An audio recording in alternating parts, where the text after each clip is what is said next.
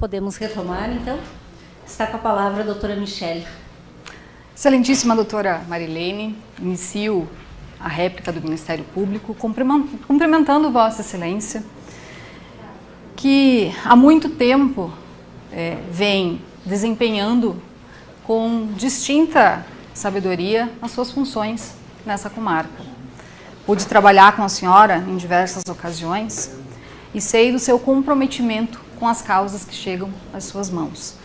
Então recebo os cumprimentos dessa promotora de justiça e em nome dessa promotora de justiça também do Ministério Público. Eu cumprimento os meus estimados colegas, Dr. Taborda, Dr. Tubino. Dr. Taborda, meu colega de concurso. Dr. Tubino, eu conheci, estreitei laços a partir do caso Rafael. Dois colegas a quem eu devo muito, a quem eu admiro muito e principalmente com quem eu aprendi muito. Aprendi lições que vão muito além do que o dia a dia nos proporciona, mas lições que sempre vou levar comigo, principalmente pela humildade e pela inteligência de vocês e pela abertura em receber as informações e dividi-las com quem me cerca. Dr. Daniel, Dr. Mateus, que hoje estão na assistência da acusação e a quem eu vi desde o início defender interesses de uma pessoa que está sendo injustamente acusada, que está levando a gravíssimas acusações por fatos que não praticou. Recebam os meus cumprimentos e a minha admiração. Bancada da defesa, Dr. Jean, que está desde o início, Dr. Felipe, que também está desde o início, os demais advogados que foram se somando ao longo do caminho. Fica o meu respeito pelo trabalho de vocês. Eu entendo que trabalhar na defesa, por vezes, é muito difícil. E os senhores se empenham para isso. Então fica a admiração e o respeito dessa promotora de justiça, com quem sempre trabalha com advogados e que jamais desrespeita quem quer que seja no desempenho da sua missão. Eu sou promotora de júri e jamais, jamais, jamais ofendi ninguém. Hoje não será diferente. Senhores jurados, representantes dessa sociedade, eu, como os senhores já ouviram, né, ao longo dos debates, substituí por quase 3 anos aqui em Planalto. Talvez os senhores já tenham me visto em alguma ocasião. Na época em que o crime contra o Rafael aconteceu, eu era promotora em Nonoai. E por ser a substituta automática de Planalto, acabei entrando no processo a partir do dia 15 de maio de 2020. E hoje, nesse dia, depois de 2 anos e 8 meses, nós chegamos ao desenrolar final. Desde aquele dia 15 de maio, o Ministério Público não se afastou em nenhum momento das suas funções. Em nenhum momento das suas funções. Nós acompanhamos a investigação de uma maneira muito séria, muito atenta. Nós acompanhamos toda a instrução processual da mesma forma. E hoje nós estamos aqui diante dos senhores que representam essa comunidade, pedindo a condenação da Alexandra, não porque nós não temos outra saída, porque nós somos promotores de justiça.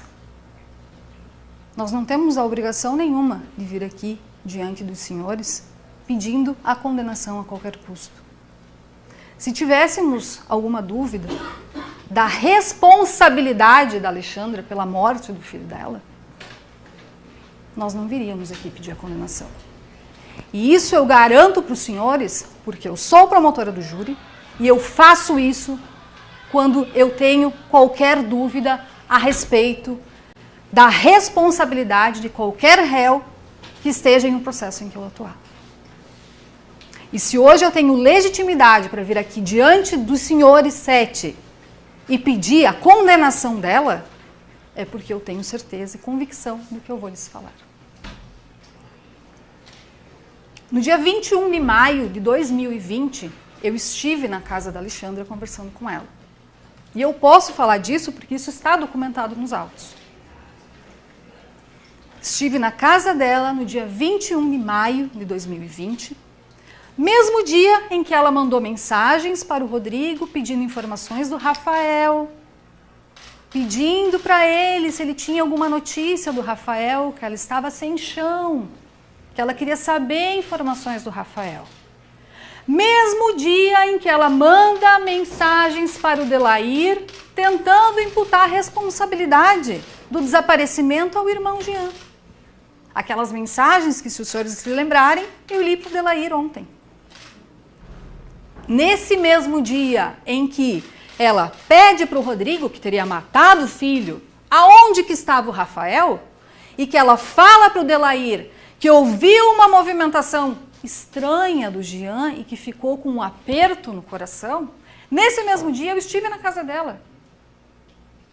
Eu passei pelo corredor onde ela arrastou o corpo do filho dela.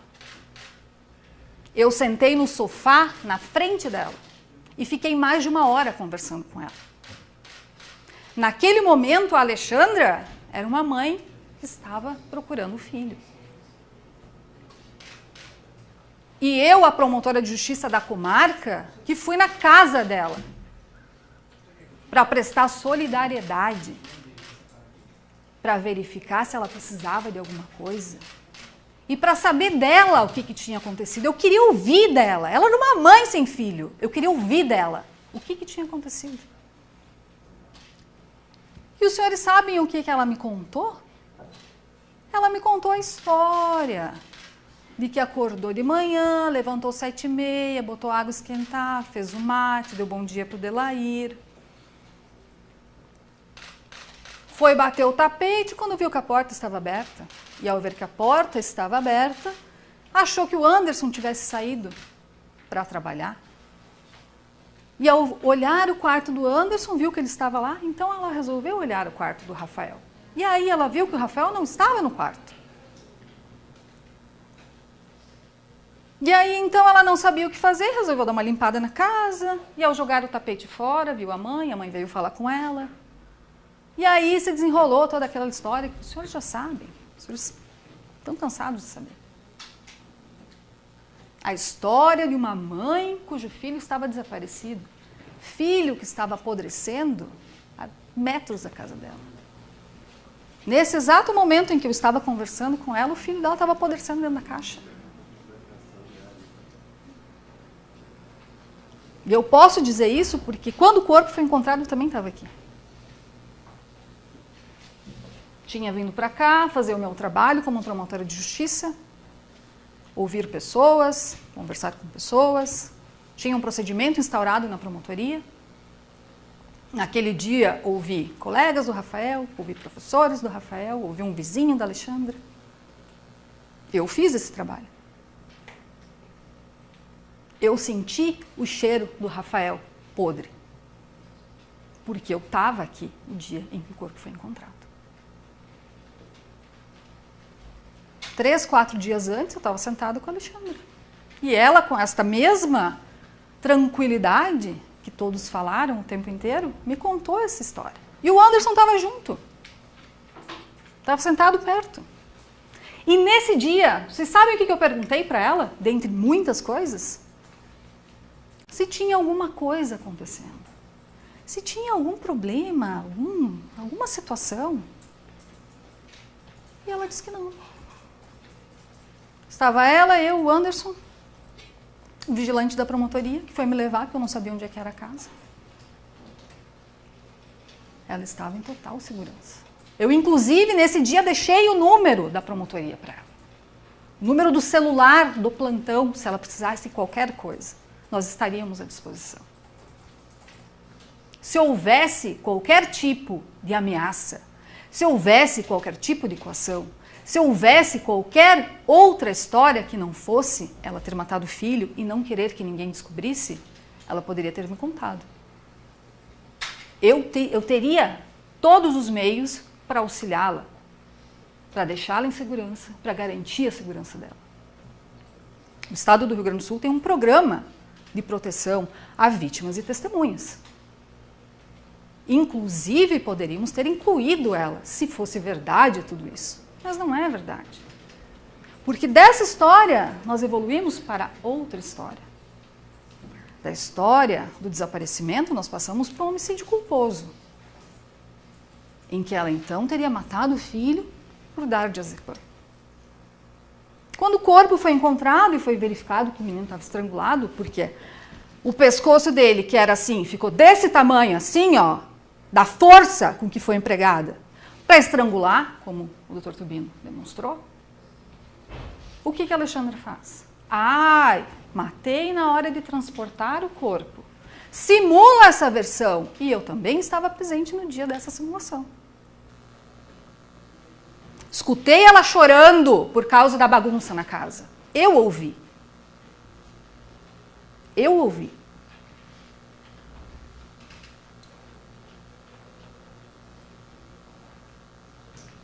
E aí, quando a investigação vai avançando e as provas vão aparecendo, o discurso vai se modificando. E as declarações que vocês ouviram ontem, do Anderson, do Alberto e da dona Isailde, na delegacia, na fase da investigação, que é justamente, como o nome diz, para investigar o crime, era completamente outro. E eles sabem disso. E só não mostrei para vocês porque não quiseram responder as perguntas da acusação ontem. Senão teria mostrado. Pode consignar em ata. Pode consignar em ata. Pode consignar em ata. Doutor, está sendo gravado e vai consignar em ata, sim. Sim, vai ser consignado. Não anulou o júri. Não anulou o júri. Os senhores estão aqui e sabem exatamente o que eu estou falando. Eu vivi junto com todos os senhores o que aconteceu. Vivi junto com todos os senhores o que aconteceu. E dentro desta nossa investigação, dentro de tudo que foi produzido, existem provas que colocam o Rodrigo, não aqui, colocam ele lá onde ele estava, lá em Bento Gonçalves. O que nós vimos durante esses 3 dias foram tentativas desesperadas de livrar uma pessoa que é a única responsável pela morte do filho. A única responsável pela morte do filho.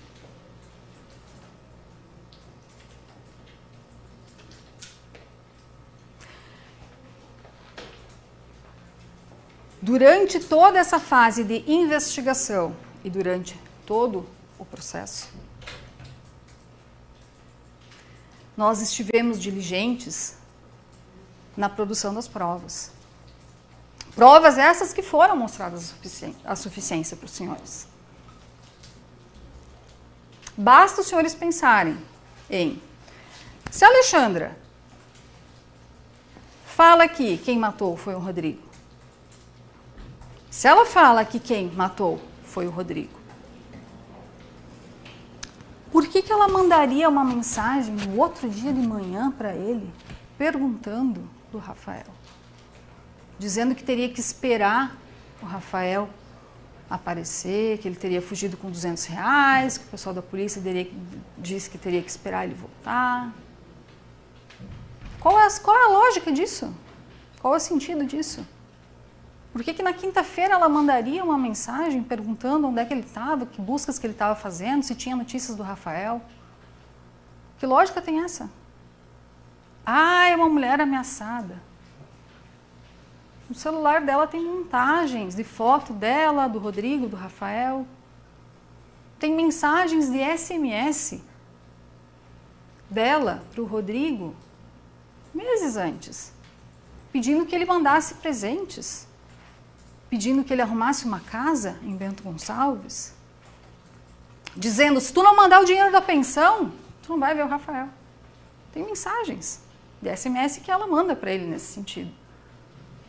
Que ameaça é essa? Que mulher ameaçada é essa?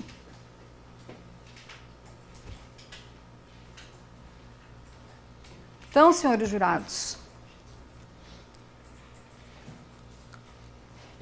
o que nós pedimos aqui não é a condenação a qualquer custo de qualquer pessoa, mas é a condenação de uma pessoa que é a responsável pela morte do filho. E que no momento em que tinha inúmeras oportunidades, nunca trouxe nenhum tipo de verdade para o processo. Nunca trouxe nenhum tipo de verdade para o processo. Mas sempre a verdade conveniente. A verdade que lhe era conveniente para o momento. Hoje ela vem aqui contar história, chorar, porque isso é conveniente. Porque isso é da personalidade dela. Isso é da dissimulação. Ela vem aqui para enganar os senhores, como ela enganou toda uma comunidade. Mas nós confiamos nos senhores. Nós confiamos na sabedoria dos senhores. E nós vamos dar sequência aos nossos trabalhos com o nosso colega, Dr. Taborda, e no final provavelmente eu devo voltar novamente.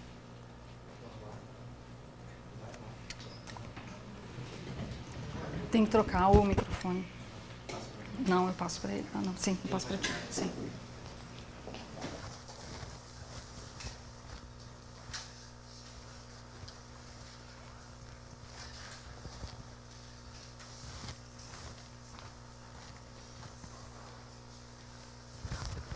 Pode prosseguir, doutor. Excelentíssima senhora doutora Marilene, magistrada, excelentíssimos senhores promotores, bancada da defesa, renovadas saudações à comunidade, aos agentes de segurança.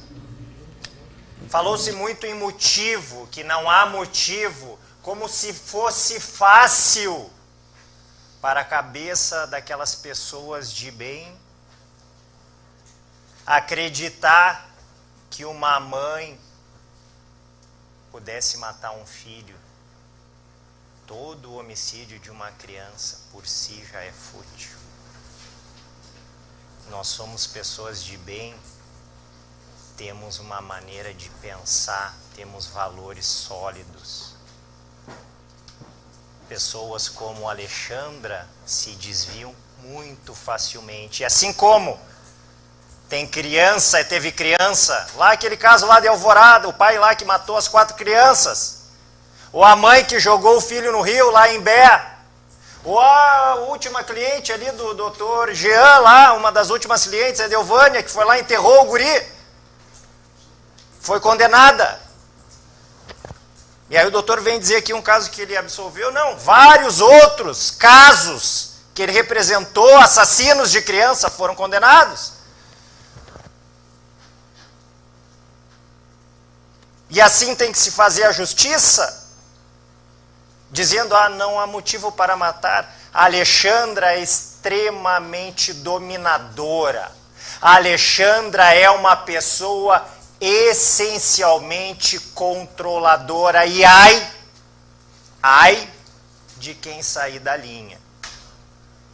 Porque o prazer de dominar não é para fazer um filho direitinho, disciplinado. Não, o prazer de dominar é para ela ter as coisas sob controle dela, é o prazer dela. A Alexandra é uma pessoa essencialmente má. Se fôssemos reproduzir os depoimentos das professoras, das mães de filhos que ouvimos aqui, podemos perceber o estrago que ela fez numa geração. A Alexandra Dugonquensky é o bicho-papão moderno. A Alexandra causou e vem causando dano a essa comunidade, as crianças têm medo dela. Ela trouxe a desesperança num período difícil. Ela trouxe a descrença, porque paramos para pensar como pode uma mãe fazer isso, e ela fez. E por um segundo nós desacreditamos na humanidade, mas não, Alexandra é exceção. E como exceção ela vai ser tratada com uma pena exemplar, porque somos todos aqui pessoas de bem, e temos uma missão aqui a cumprir. Ela vai ficar, sim, mais tempo fora de circulação. Ela. Porque quiseram aqui botar um trabalhador, um plantador de uva, como um assassino serial. Disseram que Rodrigo era faccionado. Então eu fico imaginando, doutora Michele, um faccionado que chega então com corda de varal no bolso para praticar um crime. Que se anuncia na entrada. Que não tem nem carro para dirigir. Que é de sol a sol trabalhando. Que não sabe nem concatenar, me desculpe, doutor, mas ele não consegue nem falar direito. Ele sabe trabalhar, ganhar o dinheirinho dele. E querem fazer desse homem o maior injustiçado. Esse cara, o Rodrigo, ele está sendo cruelmente exposto nesse caso. Cruelmente exposto, chamado de homossexual e fazendo um vínculo disso com uma personalidade criminosa. Isso é preconceito. E aqui não se tolera. Expondo eles e vídeos, e advirto vocês, conselho de sentença aí. Vai vir coisas mirabolantes, provas assim, que é de luz solar. Esse processo está desde 2020. Tudo está estudadinho ali desde o início. Uma hora era desaparecimento, outra hora lá era sem querer, outra hora lá, mas como os cães farejadores não encontraram, o corpo não estava lá, eu acho até que ele matou em outro dia. Chegaram a sair do plenário dizendo que a morte tinha sido em outro dia, aqui ela vem e diz que foi no dia que a gente acusou. E mais, falaram e arrepiaram e trouxeram uma Disneylândia, dizendo que tinha um áudio que ia livrar todo mundo. Eu não ouvi nem eles falarem do áudio aqui hoje. Foi feita uma perícia fajuta particular para dizer que era, nem a perícia deles disse que era a voz do Rafael. E cada dia vai vir uma coisa, e eles não querem acabar isso aqui. E vai vir perícia daqui, perícia de lá, e vão pinçar carro daqui, telefone de lá, e aí a Alexandra, depois de uma entrevista particular, depois de uma entrevista pessoal, vem para interrogatório e descreve um comparsa de Rodrigo, com roupas até, e bidu, tiro e queda, aí tem uma foto de um cara igual ao que ela descreveu. Só que a mentira tem perna curta, às vezes ela diz que é da pele mais morena, ali a gente vê que é uma pele mais branca, que a cor era uma, a gente vê que a cor é um pouquinho diferente. E aí, a partir de uma carta mirabolante, que vem todo num sentido, ela assumindo a autoria do crime, aí lá muda a caneta, muda a concatenação da ideia, parece que eu estou ouvindo alguém assoprando para ela, e ela escrevendo, aí surge o tal do Rodrigo, de novo. Porque o Rodrigo não vai mais dar dinheiro para ela. Rodrigo teve filho assassinado. Rodrigo é vítima nisso aqui. Rodrigo é trabalhador. Rodrigo é agricultor. Rodrigo é de sol a sol. Rodrigo quer justiça. Essa cidade precisa de justiça. Eu estou muito cansado com os rumos que o processo penal tem tomado nos últimos anos. Muito cansado. Muito cansado mesmo. Estou vendo gente rasgando livro, estou vendo gente desmaiando, estou vendo gente saindo de plenário. E agora a última é essa aí, um pai de família, que tinha um filho querido, e aí porque mora numa distância longe, é culpado de alguma coisa, diz que é um mau pai. Rodrigo não tem instrução. Rodrigo não sabe falar. Rodrigo é simplório, é simples. Com todo perdão, doutor, é ignorante na acepção técnica do termo. Mas ele não é assassino. Ele quer justiça.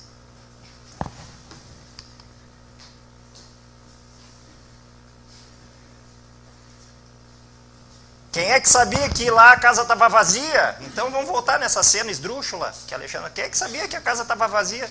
Se não, Alexandra. Quem é que sabia da caixa? Senão Alexandra. Quem é que tinha corda disponível? Senão Alexandra. Quem é que se atacava num período de pandemia? Eu imagino o constrangimento daquele guri lá dentro da escola, dizendo que a mãe dele é prostituta. E eu só fico imaginando o menino lá, e ela, ó, desliga isso aí. Não vou desligar. Desliga isso aí. Não, não vou, mãe, é pandemia, eu só tenho isso, mãe. Um gurizinho que não consigo. Mas desliga isso aí, guri.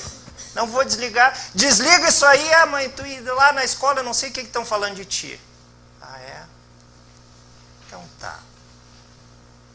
Toma aqui um remedinho, meu filho. Tu tá meio enjoadinho hoje, né?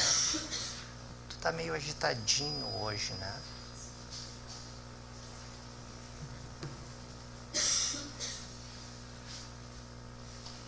Quem sabia que existia uma capa de bolsa? Quem assistiu o filme Igual ao Homicídio? Momentos antes. Momentos antes. Quem fez igual ao filme? Igual. Quem pesquisou como deixar vulnerável a pessoa?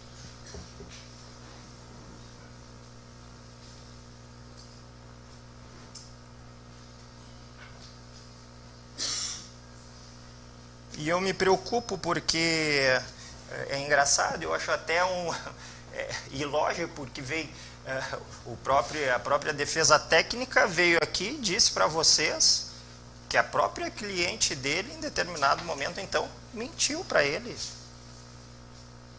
E eu fico preocupado com essa situação, porque se a cliente mente por advogado, dizendo, foi sem querer, porque ali... Até 2 anos, 1 ano e meio atrás, por aí, estavam em todas as capas de jornal, vão pedir o homicídio culposo, os advogados irão pedir o homicídio culposo. Aí querem fazer vocês acreditar que se para o advogado ela mente para vocês, então é 2 toques para mentir. É 2 toques. É 2 toques. Eu não vou me alongar muito, o doutor Diogo Taborda vai falar mais prova, temos inúmeras provas aqui, se for necessário, inúmeras provas aqui. Hoje chegamos num momento crítico. O que mais me preocupa é colocarem um peso no ombro de vocês. Se eu for condenada aqui, eu vou me matar, e querem colocar um ombro no peso de vocês, coisa que ela se condenou, ela que assuma as responsabilidades dela, uma vez na vida ao menos, uma vez na vida. Vocês vão dizer culpada e ela faz o que ela quiser da vida dela, e eu acho até estranho, porque diz que ama de amor os filhos, mas vai se matar. E aí querem colocar um peso no corpo de vocês, ela é bandida e tem que pagar por esse crime como todo e outra e qualquer pessoa. Mas não venham me dizer, vou ser condenada e vou me matar para colocar peso nas costas. Vocês vêm aqui cumprir um papel digno, que é proteger a nossa sociedade de pessoas perigosas que nem essa. Essa mulher vai sair para a rua e vai ficar olhando qual é a próxima vítima. Sorrateiramente. E hoje é o dia da escolha, hoje é o dia final. Hoje vocês vão ter que escolher entre o certo e o errado. Entre a lei, a ordem, os bons costumes, a mesma versão durante toda uma investigação e processo, e a mentirada e a fantasia. Essa é a escolha que vocês têm, não tem meio termo disso. Eu agradeço toda a atenção de vocês aqui ao Ministério Público. Eu agradeço toda a dedicação que vocês, cidadãos de Planalto, cidadãos do Rio Grande do Sul, do Brasil, têm feito aqui até hoje. Doutor Taborda. Só um intervalo de 5 minutos para ir ao toalete. Retomando, então, doutor Diogo, o senhor tem 31 minutos e 51 segundos.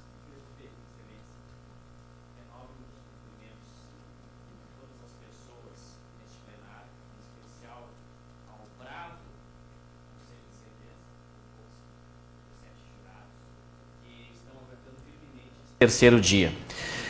O que nós podemos verificar na fala da defesa foi que durante 1h30 eles não foram capazes de trazer nenhuma prova substancial da tese que eles estão trazendo para este plenário, de que não foi a Alexandra a autora do crime. Isso ficou muito claro. Está todo mundo vendo com tranquilidade que a tese que a defesa trouxe não tem fundamento algum. Ela apenas tenta incriminar Rodrigo pelo conteúdo do celular.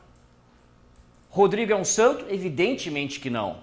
Quando no curso do processo surgiu a notícia de que o Anderson havia sido molestado pelo Rodrigo, imediatamente este promotor determinou a instauração de um inquérito policial esse que foi encaminhado para a Polícia Civil para que fosse investigado o crime sexual, tendo o Rodrigo como investigado.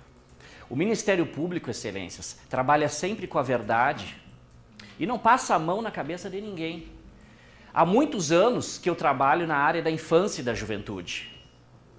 Trabalho junto com o Conselho Tutelar, junto com a Rede de Proteção, sempre velando pelos interesses das crianças e dos adolescentes. Muitas dessas crianças, doutora Michele, a gente consegue salvar, porque é no sábado, de noite, no domingo, recebemos informação do Conselho Tutelar, a doutora Marilene sabe disso, ela é uma pessoa também aficionada pela área da infância e da juventude. Muitas vezes um acolhimento institucional feito de imediato, determinado pelo promotor de justiça, salva vidas. No entanto, neste caso específico do menino Rafael, infelizmente ele não teve essa sorte, porque a violência que a Alexandra praticava contra Rafael era apenas da porta da casa para dentro. Ela não transparecia da porta da casa para fora. Na escola, parecia uma boa mãe, mas dentro de casa era sim o verdadeiro demo. Demônio que extinguiu a vida do próprio filho. Rodrigo não é santo. Tem um conteúdo do celular realmente deplorável, desprezível. Fotos, vídeos, coisas de extremo mau gosto. Mas não é por isso que nós vamos levar Rodrigo a uma condenação pelo homicídio do próprio filho. Se ele praticou o crime sexual, que seja punido, seja condenado exemplarmente. Agora, em hipótese alguma, vamos isentar a mãe assassina, porque no conteúdo do celular do seu Rodrigo há coisas extremamente desagradáveis. Não vou passar a mão na cabeça do Rodrigo. É um absurdo não saber a data de aniversário do próprio filho. Não era um bom pai. Não era um bom pai. Mas eu não posso trazer aqui e dizer, Rodrigo, porque tu não eras um bom pai, tu tem que ser condenado pela morte do teu filho, mesmo não sendo o autor do crime. A defesa fez neste plenário aquilo que ela sempre fez durante todo o processo, plantar uma dúvida. É isso que eles querem, sempre plantar uma dúvida. No último plenário, aquele que eles fugiram com 11 minutos, o que aconteceu naquele plenário? Eles trouxeram um áudio de celular. E por que eles trouxeram um áudio de celular, doutor Tubino? Eu vou explicar por quê. Porque lá naquela época do processo, durante todo o processo, a defesa já vinha trazendo números de celular vinculados ao seu Rodrigo. Não, a gente quer número, folha 1055 do processo. A defesa imputou 8 números de celular para o seu Rodrigo. Sabe o que o Ministério Público fez, Renato? O Ministério Público foi atrás de cada número, vamos investigar de forma profunda, para ver se não tem fundamento que a defesa está trazendo. Afinal de contas, eles estavam ali também arduamente na defesa da cliente deles, eu até respeito isso. Todos têm direito a uma defesa. Trouxeram 8 números. O que o Ministério Público fez? Foi atrás desses 8 números. Identificamos número por número. Aqueles que eles mostraram na tela foram todos identificados. Um deles pertence à RGE, a Operadora de Energia Elétrica. Página 37 do PDF. Pode colocar lá para nós.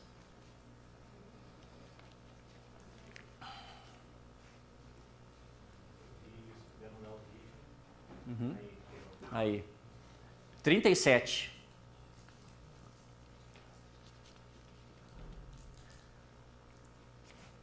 Não, tira, não é essa aí.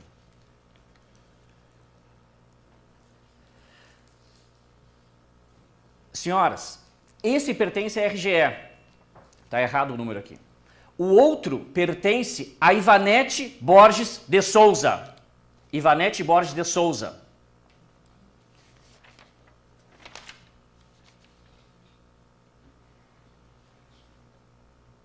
Só um momentinho.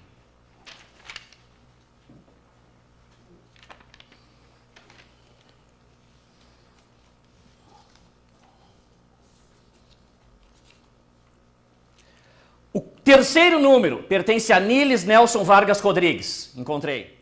O quarto número estava vago. O sexto número pertence a Neuza Soares Procrate. O sétimo número, inativo. Apenas 2 números foram vinculados a Rodrigo. 2. Exatamente os 2 números pertencentes e informados por ele no início.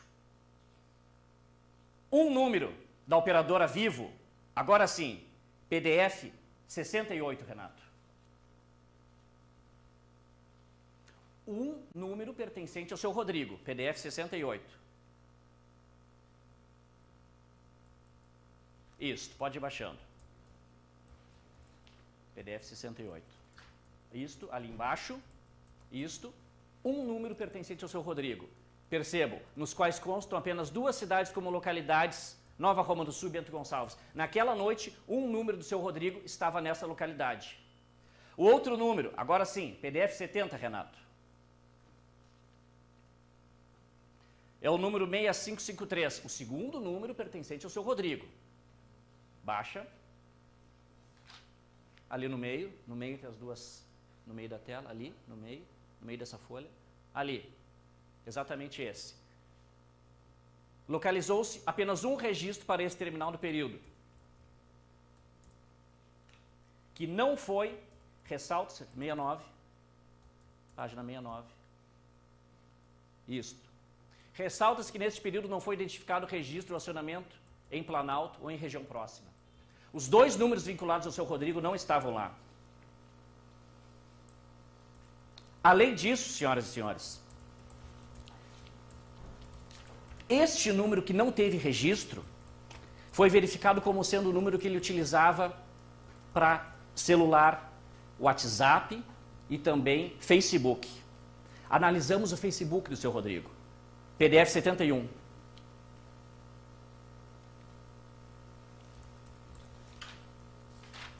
Ali embaixo, pode ir ali embaixo, pode ir ali embaixo, embaixo, entre uma folha e outra, bem embaixo, isso, entre uma folha e outra. Percebam aqui, no dia 14 de maio de 2020, ou seja, na noite do crime, isso aqui é 23 horas, mas a gente precisa diminuir 3, porque esse aqui é o número americano. Às 20 horas e 20 minutos, ele estava nesse endereço. E eu vou colocar aqui para vocês que endereço é esse. 191, 184, 186, 227. Eu achei que não haveria necessidade de trazer essas questões, que são umas questões técnicas. Mas a defesa sabe que isso aqui é uma questão complexa. Isso aqui envolve números. E o Dr. Jean, ele não é bobo. Ele trouxe essa questão do celular, porque ele sabe que é uma questão complexa. E eles vêm trabalhando com essa questão complexa desde o início. Aquele ali é o endereço de toda a movimentação do Facebook do seu Rodrigo naquela noite. Vamos agora à movimentação do WhatsApp do seu Rodrigo. WhatsApp. PDF 72.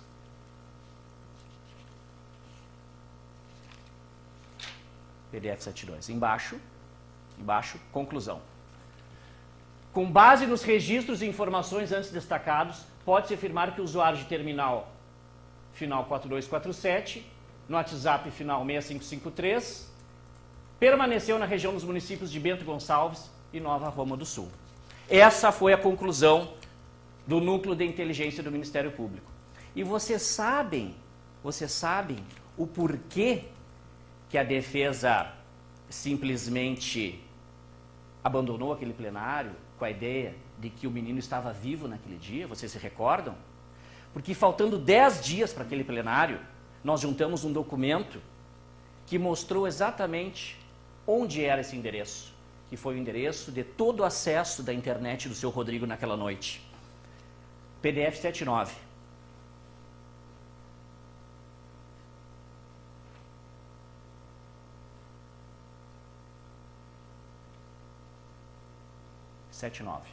Pode ampliar.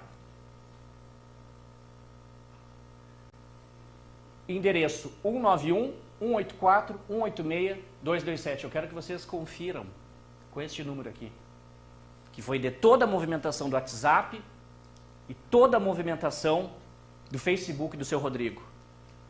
Qual é o endereço informado? Rodrigo Vinks, Rua Severo Sesca, Bento Gonçalves. Este foi o endereço que Rodrigo Vinks ficou acessando o seu celular.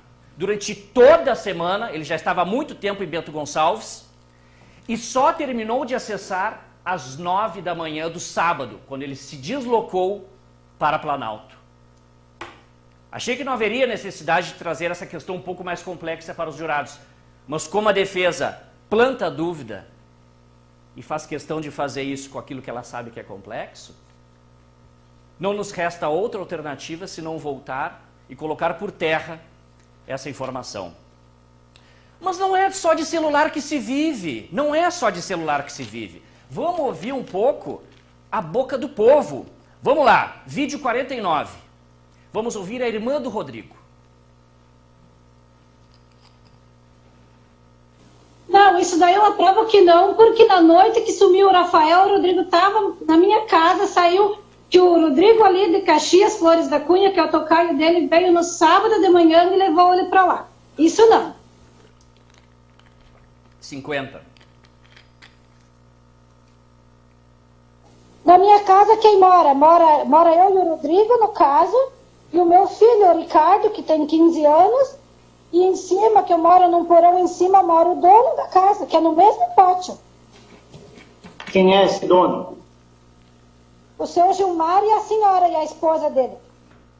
Essa é a irmã do Rodrigo. Ela testemunhou no processo segurando o próprio filho e disse, fiquei com o Rodrigo naquela noite, eles moram juntos. Vídeo 52, Renato.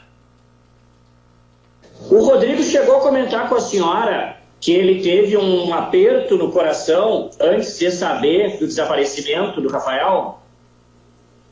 Isso foi na quinta-feira à noite, isso que eu esqueci de falar pro doutor agora, que me veio uma lembrança ali. Ele levantou na quinta-feira à noite, era umas 4 horas da manhã, veio no banheiro. Eu tenho um banheiro que passa pelo meu quarto. Aí ele me chamou assim, me acordou, eu me acordei dormindo. E disse, o que houve, Rodrigo? Ele disse, mana, eu tô com uma dor no peito. Ele disse, vamos tomar um chimarrão? Aí eu disse, vai indo, porque eu faço almoço e levo na empresa trabalhar, tenho que levar almoço. Eu disse, vou dormir mais um pouquinho, mas eu vou levantar, tomar chimarrão contigo. E aí eu fiquei preocupada com ele, eu disse, vamos tomar um chimarrão? Sim, então. Eu disse, tu tá se sentindo bem? Precisa de um médico, uma coisa? Aí ele me disse, não, mano, eu tô angustiado com um aperto no peito, no coração. Ele ainda sentiu uma angústia no coração naquela noite. A mãe, ou melhor, a irmã dele, ficou todo o tempo junto com ele naquela noite. Ah, mas o depoimento da irmã é parcial. Vamos colocar agora o depoimento do dono do prédio. O dono do prédio lá, do Rodrigo, que era vizinho. Bota o vídeo 51. Eu fiz um passo a passo com ele de todos aqueles dias. 51, Renato. Eu preciso organizar com o senhor um passo a passo, tá? Lá do dia do crime. Dia 14 de maio, tá? Segundo o calendário, foi uma quinta-feira. Quinta-feira. O senhor... 14 de maio é a quinta-feira, tá? Quinta-feira. Ele foi morto de 14 para 15. Pode prosseguir. Consegue se lembrar direitinho que horas que o Rodrigo chegou em casa? Ele chegou à tardinha, mas a hora, assim, eu não lembro, né? Mas ele estava em casa. Perfeito. Naquela noite, o senhor ouviu barulho de moto? Mas quando ele chegou. Para. Ouviu o barulho de moto quando ele chegou, tá? Ele chegou de tardezinha. Vai, pode seguir. Perfeito. Sim. O senhor chegou a ver o Rodrigo no dia 15 de maio, na sexta-feira, no dia seguinte? Sim, ele estava em casa. Para aí. 15 de maio. Sexta-feira. Ele estava em casa. Pode prosseguir. Que horas que o senhor... Trabalhando, Sim, né? que horas que o senhor viu ele pela primeira vez naquele dia? De tardinha, porque ele saía cedo de manhã. Tá. Pode O prosseguir. senhor chegou a ver ele saindo de casa de manhã? Sim, eu vi. A moto, o barulho, né? O senhor se recorda mais ou menos que horas era? Pá. Devia descer o quê? 6h30? 6h30, pode falar. 6h. 6h30. O vizinho disse que viu o Rodrigo chegando dia 14, ficou em casa. A irmã deu testemunho que passou a noite inteira, inclusive sentiu um aperto no coração. Todas as movimentações de celular do seu Rodrigo apontam para aquele endereço que eu mostrei para vocês, em Bento Gonçalves. Ele ficou a noite inteira mexendo no celular e depois o vizinho viu ele saindo às 6h30. Pode prosseguir. Por aí. Isso na sexta-feira. E depois, qual horário que o senhor viu ele retornando para casa?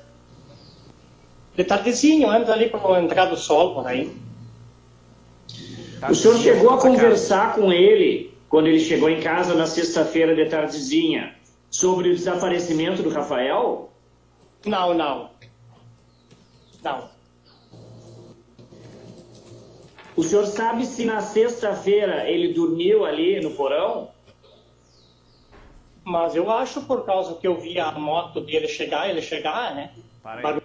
Ou seja, ele viu a moto chegando. Por quê? Porque naquele dia, na sexta-feira, ele passou o dia inteiro lá em Bento Gonçalves. Ele estava, inclusive, recebendo uma série de mensagens, áudios. As pessoas, inclusive, estavam ligando para ele. A ligação que o Anderson fez, tá, para ele de manhã, ele estava lá em Bento Gonçalves. A antena apontou.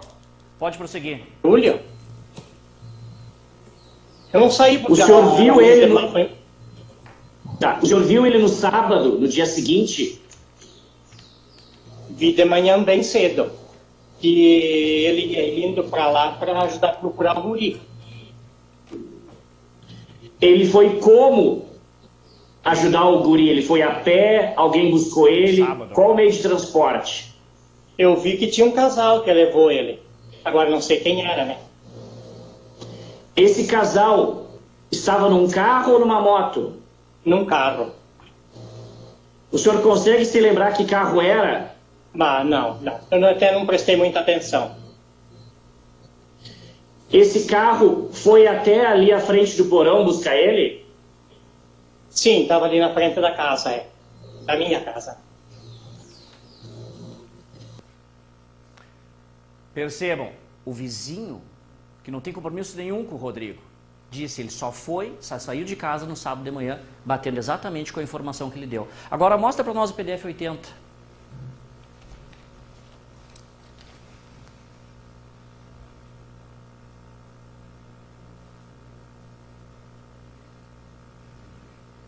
Não, isso, aí. Pode diminuir um pouquinho, reduz. Isso, reduz. Aqui está o mapa, tá? Para que vocês visualizem. O local do fato é Planalto. O Rodrigo estava em Bento Gonçalves. Esse aqui é o mapa da localização dele. É uma distância de quase 5 horas de carro.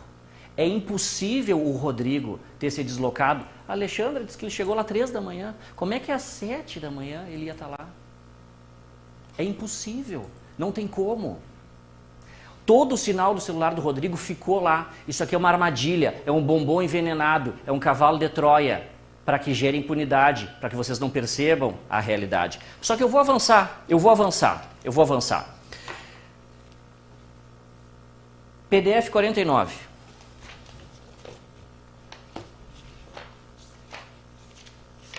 PDF 49, lá embaixo. Percebam, lá embaixo, bem embaixo. Aqui. Possivelmente, qual a posição? Possivelmente a criança estivesse em decúbito dorsal. Decúbito dorsal é a criança deitada com a barriga para cima, assim que ela foi morta. Pela versão que a dona Alexandra trouxe aqui, o seu Rodrigo simplesmente estrangulou ela em pé e levou. Não bate com a perícia. Prosseguindo. PDF 50. Ali no meio. Vai baixando. Vai baixando. Aqui. Medicamentos estes, o diazepam com potencial sedativo e sonífero. Qual é a explicação que ela deu para o remédio diazepam? Qual a explicação? Ah, que eu dei dias antes. Foi o Rodrigo que deu diazepam para ele? Não, porque assim, ó, o menino estava desacordado quando foi estrangulado. Estava desacordado. E quem diz isso é o perito. Pode botar ali o vídeo 15. O perito que fez o laudo, vídeo 15. O senhor também referiu na sua resposta, tá, que essas lesões de defesa normalmente são causadas, pelo que eu entendi, por uma pessoa consciente, tá? O senhor também disse que não localizou essas lesões de defesa. Há a possibilidade de que a vítima, né, o menino Rafael, não estivesse consciente no momento do ato que levou ele à morte? Sim, eu atribuo a ausência das lesões de defesa, possivelmente a inconsciência da vítima no momento do estrangulamento.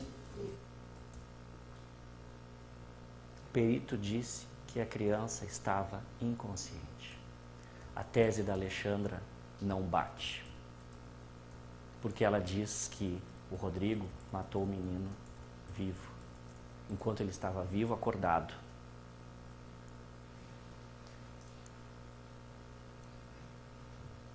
É importante colocar o vídeo 18 também.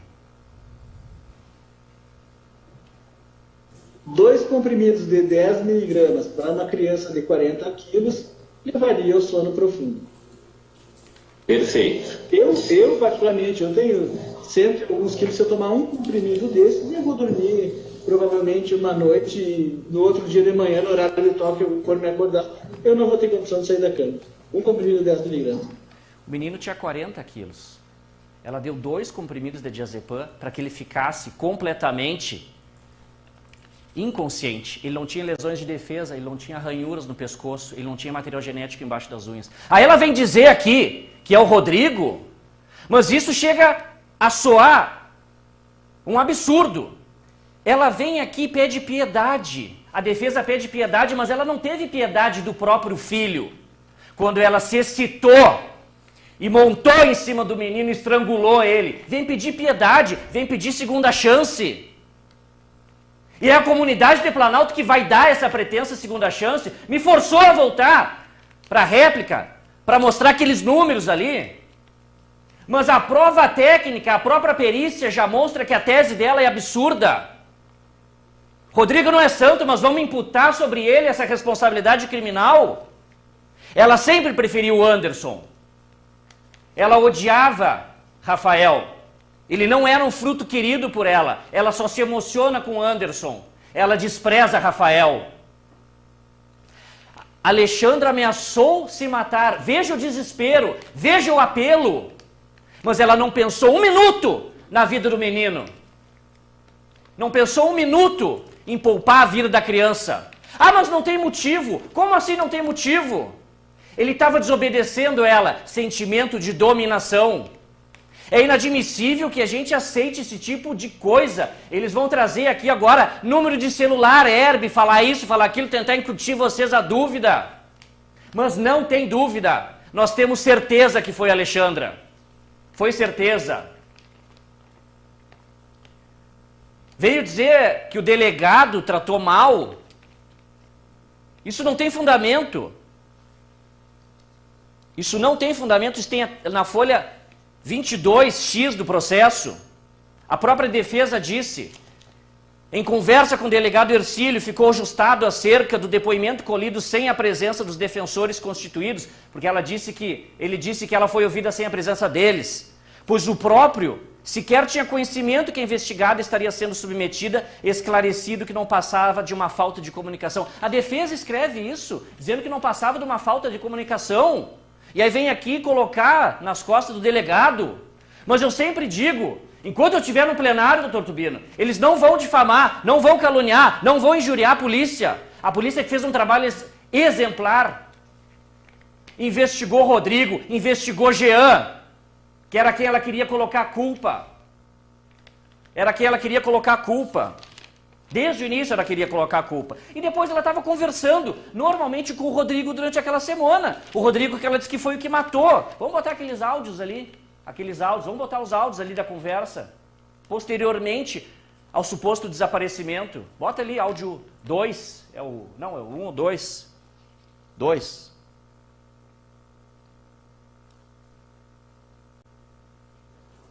Aí, o que o conselho disse, Alexandre? Eles acharam? Pode, próximo áudio. Bom, Rodrigo, agora não é hora para discutir nem para brigar. Eu fui no conselho, fui na delegacia, mas tem que esperar até da noite. Como ele saiu com o dinheiro, que ele tinha R$200 guardado ainda, eles acham que ele saiu para fazer alguma coisa, então tem que esperar até de noite para ver se ele volta para casa, porque não tem o que fazer, eu tenho que ficar aguardando, entendeu? 5 minutos, doutor. Certo, doutor, obrigado. Os próximos 2 áudios. Tu sabe que eu, mais do que ninguém, cuido muito bem deles. E eu tô muito preocupada, mas eu não tenho o que fazer, entendeu? Eu tenho que aguardar, nós estamos procurando. Eles pensam que ele saiu com dinheiro e ele foi fazer alguma coisa, entendeu? Próximo áudio. Foi tirar lenha ali, tirar essa conserva. Depois mais tarde tu me liga e nós falamos, tá? Tivesse sido o Rodrigo o autor do crime, estariam eles conversando privativamente com esse teor? Foi retirado do conteúdo do celular deles. E a Alexandra não devassou apenas a vida de Rafael, destruiu a vida de Anderson. E destruiu também a vida do melhor amigo. Bota para nós o vídeo 62. Nós vamos ouvir a mãe do melhor amigo do Rafael.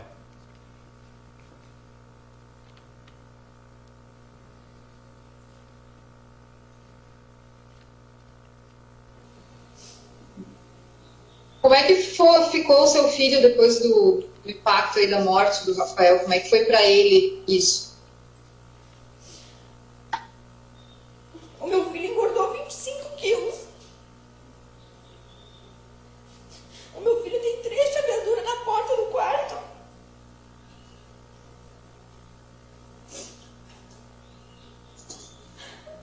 Ele precisou fazer um acompanhamento psicológico, tomar medicamento, alguma coisa? Eu procurei na época a Secretaria de Saúde e aí eles demoraram para conseguir vaga. Eu tive que ir no promotor, né, ali o senhor promotor, eu não sei, não lembro o nome dele, conseguiu uma vaga, mas o Andrei não quer. O Andrei não consegue, ele não consegue. Destruiu a vida do melhor amigo. E uma coisa que me chamou a atenção foi o boletim escolar do Rafael. Coloca ali o PDF 100, já me encaminhando para o final. Rafael tinha sonhos. Rafael queria uma vida. Rafael que tirou 10 em projeto de vida. A nota de Rafael em projeto de vida era nota 10. Rafael que queria ser policial. E a mãe que lhe deu a vida foi a mesma que lhe extinguiu por promiscuidade. É por isso que o Ministério Público pede condenação à pena máxima. A ré, Alexandra Salete do Golkensky e o corpo de jurados está convocado a votar com o Ministério Público. Votem sim para os quesitos. Primeiro, se Rafael foi morto. Sim, se foi a Alexandra que praticou o crime. Não, se o jurado absolve o acusado. E sim nos demais que ela praticou com motivo torpe, fútil, asfixia e dissimulação. Condene também nos demais crimes. Votem com o Ministério Público. Votem sim. O único voto não será no da absolvição. Porque eu tenho certeza que a comunidade de Planalto, representada pelos 7 jurados, fará justiça para que esse tipo de crime, em que mães matam filhos no seio familiar, nunca mais aconteçam.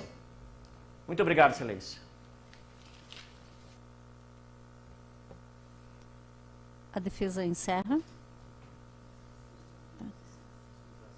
Ai, perdão.